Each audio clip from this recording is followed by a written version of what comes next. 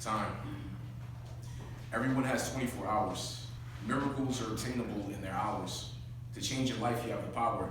Time is an interesting concept. Even though life is a marathon, it shouldn't be treated as a contest. Life is a process. No one is a finished product. We're all a work in progress. We're books with chapters that are filled with compelling content. Time isn't promised.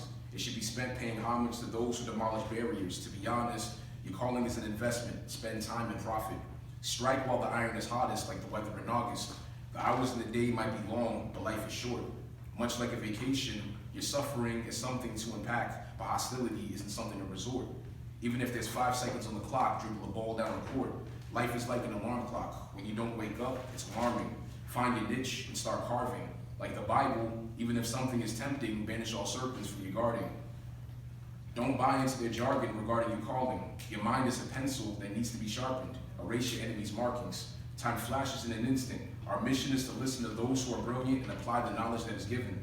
But your enemy is resistance. For instance, your enemies have a commitment to create a distance between you and your mission.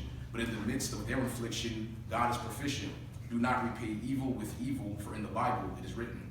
But whether or not you're a Christian, you're driven in His power in your existence.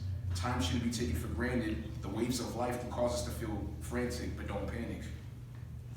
The island of despair can cause us to feel stranded. If the waves are too high to manage, God will hand you the life jacket of hope, but it's up to you to take advantage. Much like a horse, gallop with power so that those in your barn are stable. Your problems might multiply, but stick to your timetable. A confrontation should be handled with a conference or a conversation. Hatred hurts the hater more than the hated. It's ironic how negativity is sickening, but positivity is contagious. No matter what cards you're dealt, dealing with rage is a gamble like Vegas.